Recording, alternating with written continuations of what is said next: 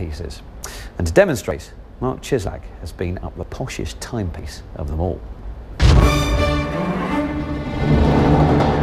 Perhaps the most famous clock in the world resides in London's Elizabeth Tower.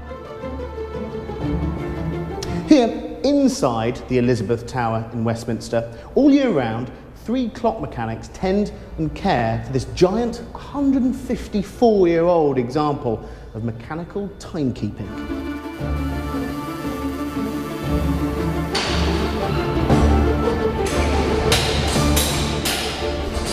It's almost a living mechanism. The clock mechanics here feed it by winding it 3 times a week. They regulate it to ensure it keeps good time. In fact, this venerable old timekeeper is accurate to within 1 second a day.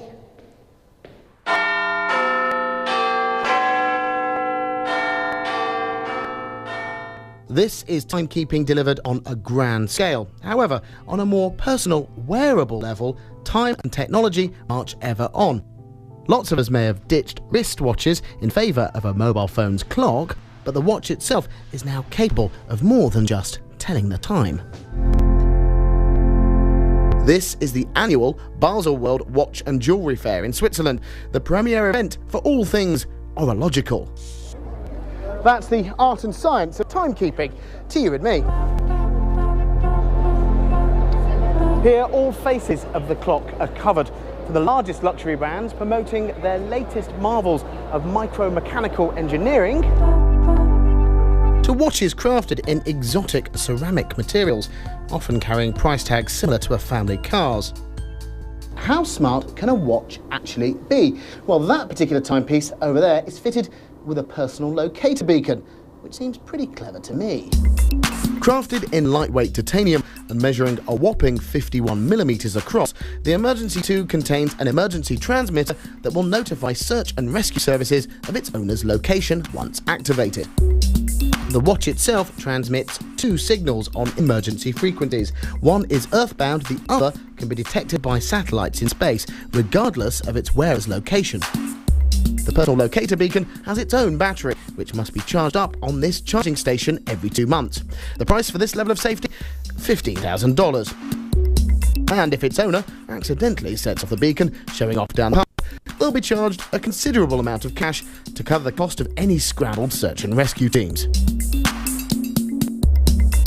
The Berg watch isn't a watch at all, it's a wrist-mounted mobile phone. Inside looks a SIM card, and the watch face sports a colour touchscreen, but it's certainly not a smartphone. It allows its user to make and receive calls, send and receive text messages, even watch and listen to multimedia content.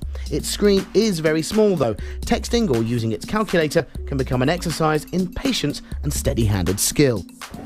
But if you want to use a really smart watch, then you'd better own a smartphone.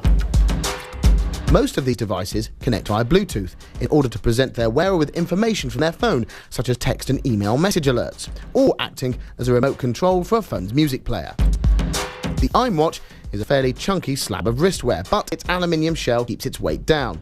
It has a colour touchscreen, speakers and a microphone, and makes use of the Android operating system. It can make and receive calls when used in conjunction with the phone. However, that screen and Bluetooth make this a power-thirsty beast, requiring daily charging. Because the iWatch connects to a phone via Bluetooth tethering, it shares your phone's internet connection and is more battery-intensive than standard Bluetooth. Once you're online, the next step is to set up each app via the iCloud before anything on the watch will work. Even then, you might not get quite what you expected. Most of the apps work to some level, but on the whole, the experience was a bit slow and clunky. And to cap it all off, the watch isn't even water resistant. Next, Pebble has had a lot to live up to, raking in a barnstorming $10 million on crowdfunding website Kickstarter, making it the most heavily funded project in the history of the site. That popularity came at a price though. With huge demand came huge delays.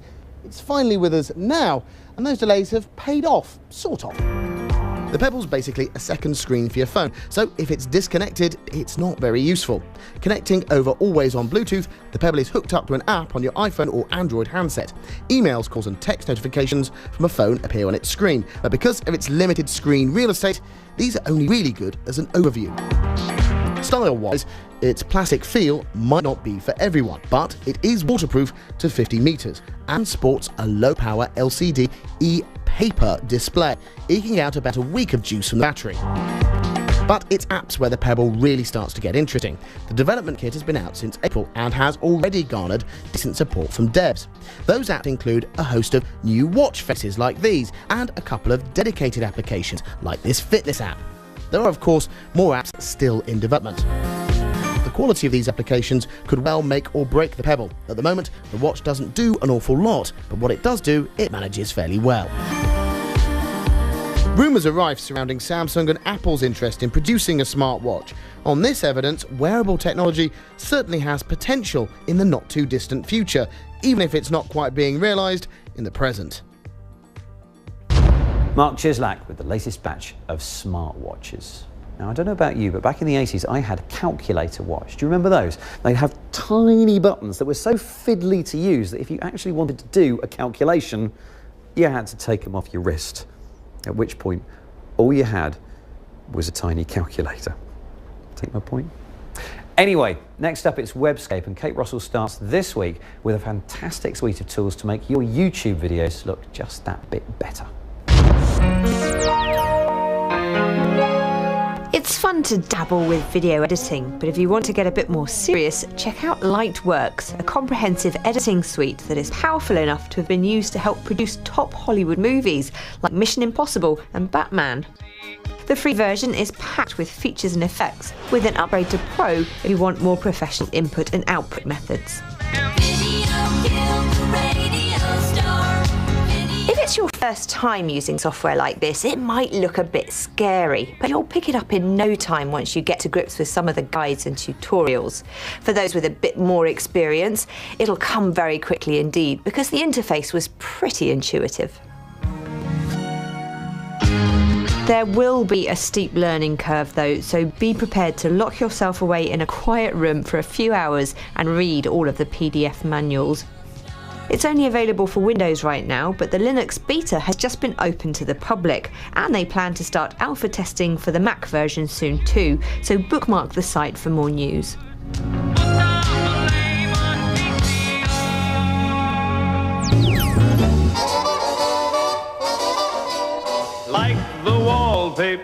Ever get the feeling you're being followed?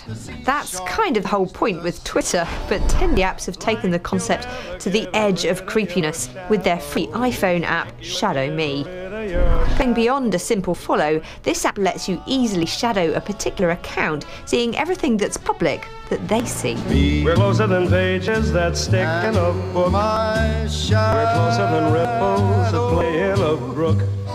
Of course, privacy campaigners will probably have a good old chew on this one because it makes cyberstalking as easy as it's ever been. That said, the information it's serving up is nothing that isn't publicly available, so if you are worried about what it's delivering, then perhaps you should revisit your Twitter security settings. Well, I pulled out a Pittsburgher. For a less creepy thing to do with your iPhone, check out the Eddie Stobart app. It's not free, but that won't matter a jot to all you trucking fans, as it's beautifully made, and you can keep an eye out for all those famous distribution lorries as you drive about. 6 days on the road and I'm gonna make it home tonight. The World Billiards Championship is one of the oldest sporting world championships in history, dating back to the mid-19th century. Agent 008 Ball has given this particularly sedate game a 21st century twist, recreated in glorious HTML5 to be played on the latest internet browsers. In this version of the game, a billiards tournament has been infiltrated by a terrorist group. Yes, really. And you are under constant pressure by the driving plinky-plonk music and exploding 8 balls to clear the table as quickly as possible. It's apparently a very accurate rendition of the physics of a real billiards table, which is probably why my inability to sink a ball in a pocket is so frustratingly realistic too.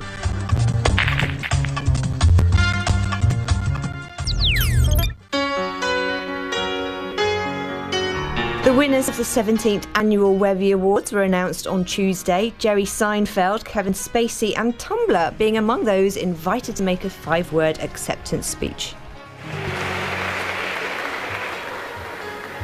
Why 5 words? It doesn't... The winner takes it all. Steve Wilhite, inventor of the GIF, received a Lifetime Achievement Award, and you know I pronounced that right. The website has links to all the nominees and winners to explore, and there is a YouTube channel if you want to watch clips from the night.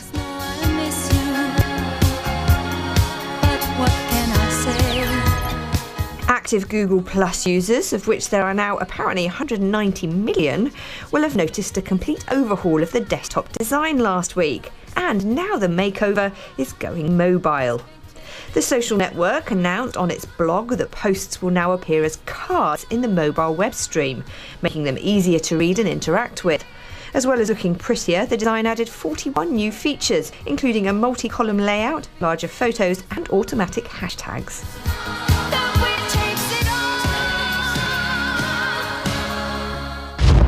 Thank you, Kate. That's Kate's Webscape, and you'll find that at our website, along with lots of other stuff from the programme and breaking tech news throughout the week too. bbc.co.uk/click is the address you need. You'll also find us on Google+, Facebook and Twitter. And if you'd like to email us, you can. click@bbc.co.uk is our address. But that's it for now, so thank you very much for watching, and we will see you next time.